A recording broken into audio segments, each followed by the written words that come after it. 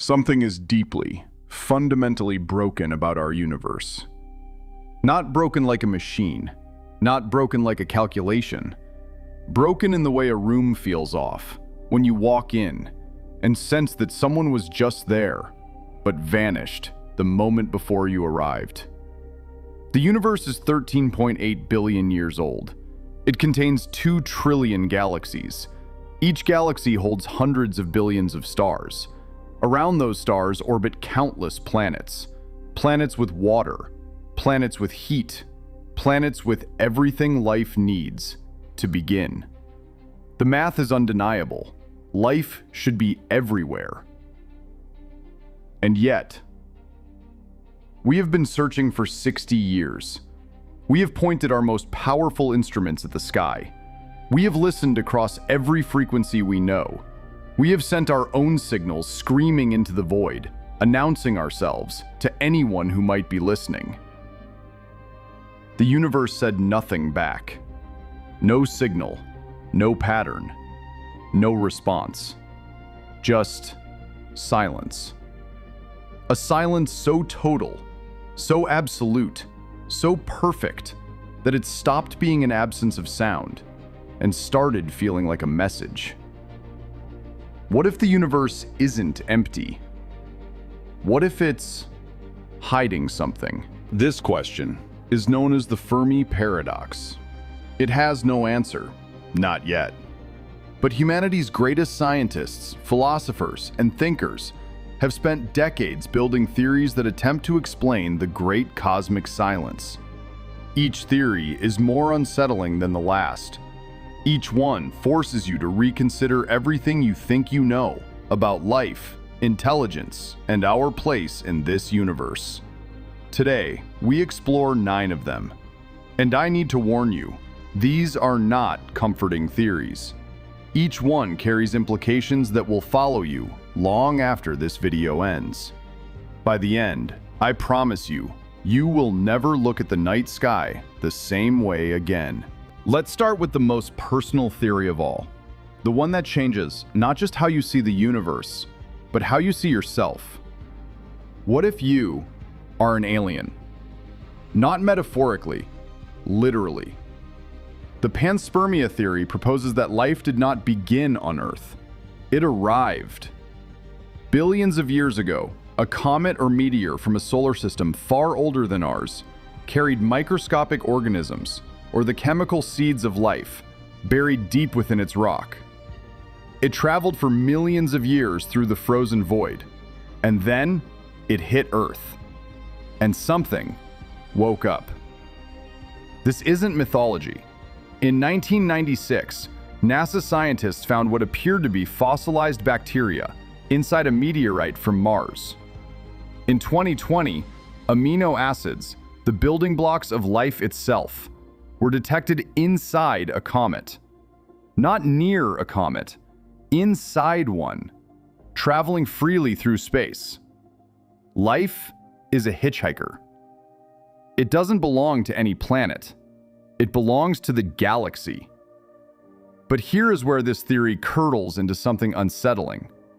If life spreads so easily between worlds, why have we found no evidence of anyone else who received the same seeds? Where are they? What happened to them?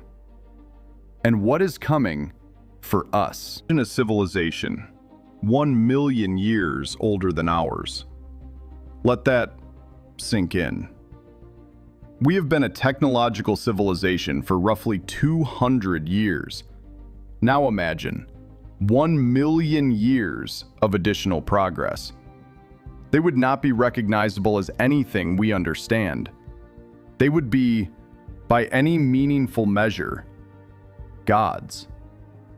The physicist Kardashev created a scale to measure civilizations by their energy use.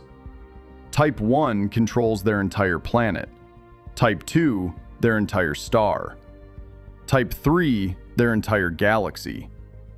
We are currently a Type 0.7. We haven't even mastered our own planet yet. Now, does a Type 3 civilization contact us? Think about the last time you tried to communicate with an ant. Not because you hate ants, not because you fear them, simply because, what would you say? What could they possibly understand? The Great Silence Theory says this is our situation. Advanced civilizations exist in abundance, but to them, we are the ants. Earth is an unremarkable rock, orbiting an unremarkable star in an unremarkable corner of the galaxy. We are simply not worth the call. This next theory is the one that keeps physicists awake at night.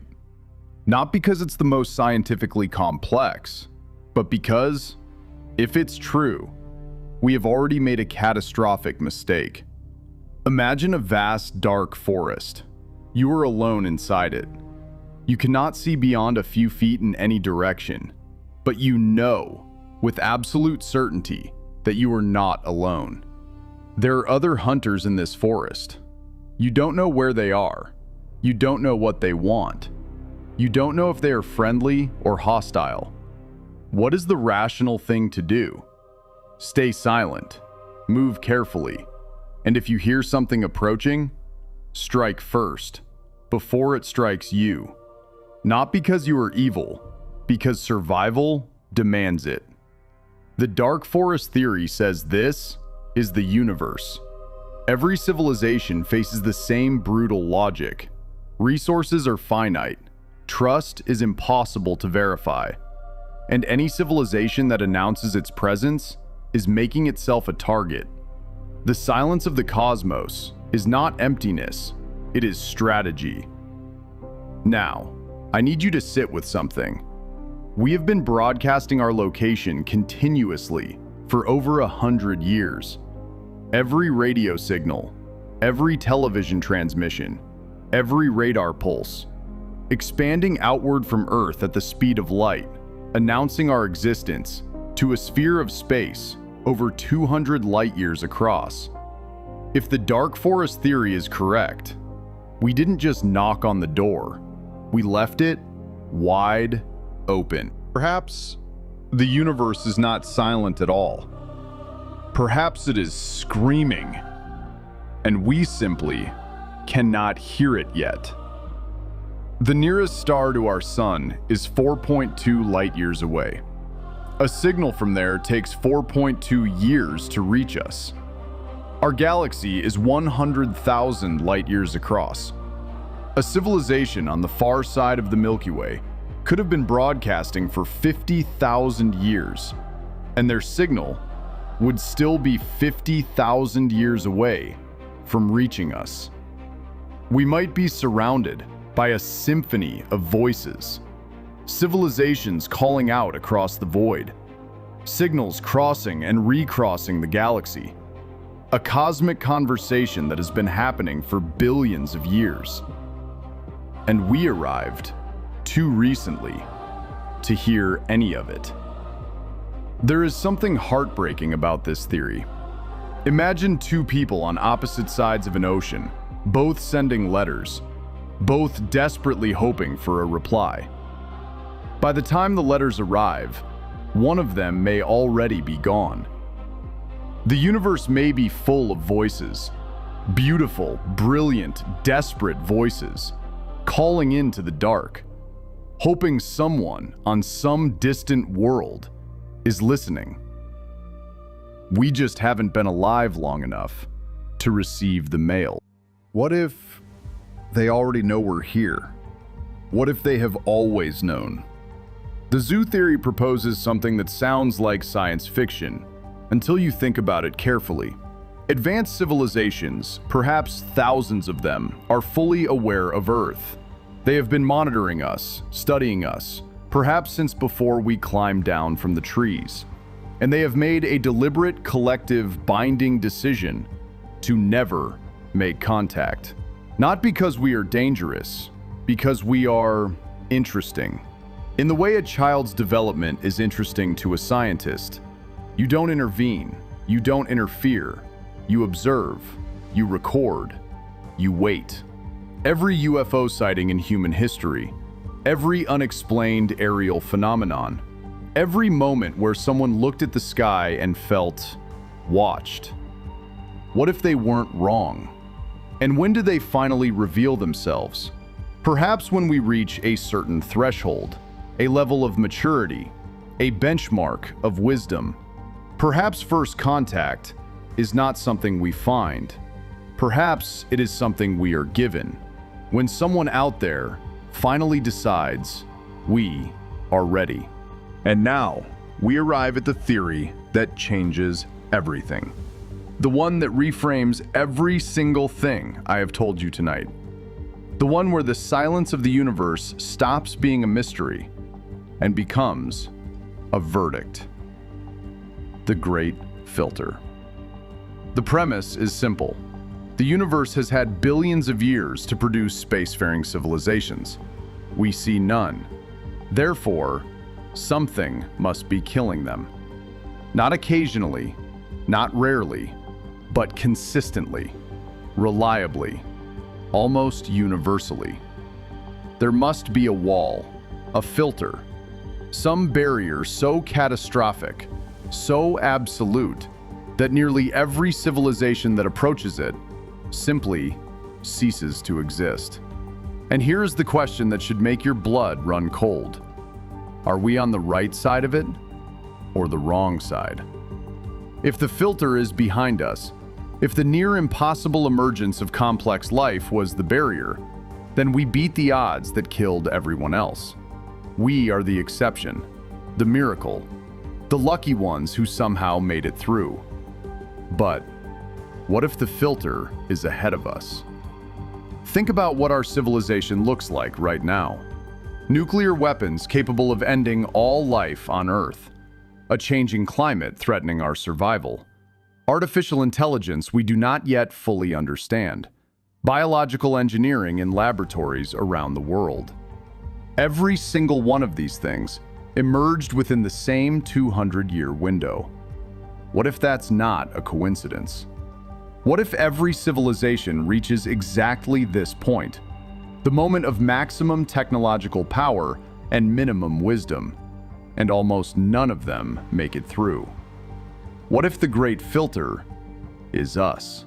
Wait, before the darkness swallows everything, consider this. What if the silence isn't a warning? What if it's a mirror? Everything about Earth is wrong for life, and yet, here we are. Consider what had to go right. Earth orbits in the habitable zone, not too hot, not too cold. It has liquid water, a magnetic field protecting us from solar radiation, plate tectonics recycling the nutrients that feed all life, a large moon stabilizing our tilt, preventing catastrophic climate swings, a gas giant in our outer solar system acting as a cosmic shield, absorbing asteroids that would otherwise sterilize Earth every few thousand years. Remove any single one of these factors, and we don't exist. The rare earth theory argues that complex life, not microbial life, but the kind that builds civilizations, requires such a precise and improbable combination of conditions that it may have only happened once. Here. Us. The universe may be filled with simple bacteria, hardy microbes clinging to icy moons and barren rocks, but a planet capable of producing whales and trees and mathematicians and philosophers, that might be the rarest thing in existence. You are not an insignificant speck on a pale blue dot. You are the universe's single greatest achievement, the only place in all of existence where matter became complex enough to look back at itself and ask, why? Since 1960, humanity has been listening. Millions of dollars and decades of effort aimed at detecting radio waves from other civilizations, and we have found nothing. But what if the problem isn't that no one is transmitting, but that we are fundamentally looking for the wrong thing in the wrong way, in the wrong place? We search for radio waves because that is primarily what we still use. We are only now beginning to experiment with laser communications, and yet we expect civilizations millions of years older than us to be communicating in ways we can already detect. Think about what that assumption actually means. A civilization 1 million years older than us would no more communicate by radio than we would send messages by cave painting. They might communicate through quantum entanglement, instantaneous and completely undetectable by our instruments, through neutrino beams passing through entire planets, through gravitational waves, through mechanisms built on physics we haven't even discovered yet. We are a civilization that has had radio for 100 years, searching for other civilizations by listening for radio. The arrogance of that assumption is staggering.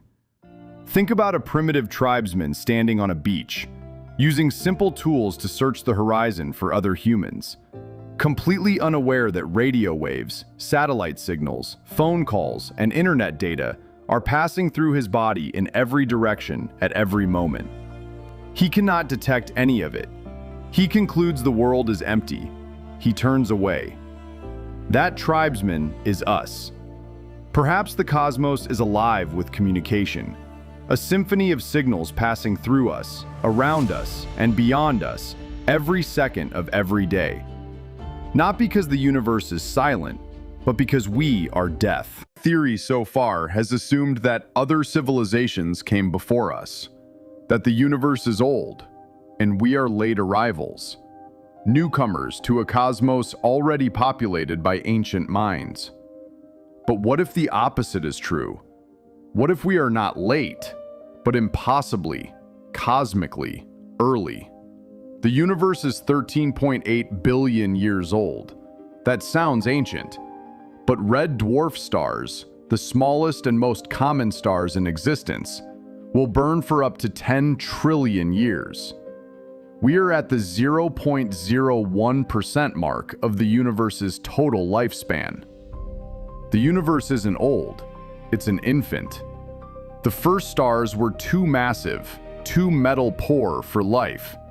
The elements life requires, carbon, oxygen, nitrogen, had to be forged inside dying stars and scattered across space in supernova explosions across billions of years. Our sun is a third-generation star. We needed 2 previous generations of stars to be born, live their entire lives, and die, just to create the raw ingredients for us. We are not late arrivals to a universe already full of life. We are the first, the pioneers, the ones who woke up before everyone else. The civilizations that will eventually arise around those ancient red dwarf stars. Civilizations that will make us look like cave paintings. Those civilizations don't exist yet. They are waiting to be born. And when they arrive, trillions of years from now, they will look back through their instruments at the ancient history of the cosmos, and they will find us. A tiny pale blue dot. A brief flash of consciousness in the early universe. The first ones who ever looked up at the stars and wondered. We are not the end of the universe's story. We are page 1. Series. 9 attempts to explain the greatest mystery in human history. And yet, we are no closer to an answer. Maybe that's the point. Maybe the Fermi Paradox isn't a problem to be solved. Maybe it's a mirror held up to our civilization, forcing us to ask the questions that matter most. Are we worthy of survival? Are we wise enough to make it through? Are we paying attention to the right things? The universe is 13.8 billion years old. It contains more stars than grains of sand on every beach on Earth combined.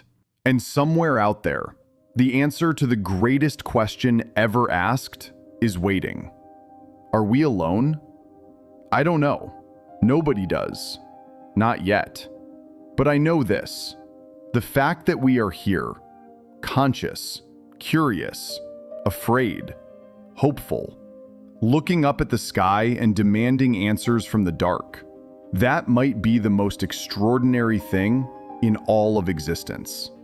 We are the universe, looking at itself and wondering. And that is not nothing. Now I want to hear from you. Which of these 9 theories do you believe is most likely to be true? The dark forest, where the universe is a hunting ground. The great filter, where our own technology may destroy us. Or the early bird theory, where we are simply the first ones to wake up. Drop your answer in the comments below. I read every single one. And if this video made you think, made you question, made you look at the night sky differently, then hit that like button. It takes 1 second and it means everything. Subscribe for more videos that will make you question everything you think you know about the universe, existence, and our place in it all.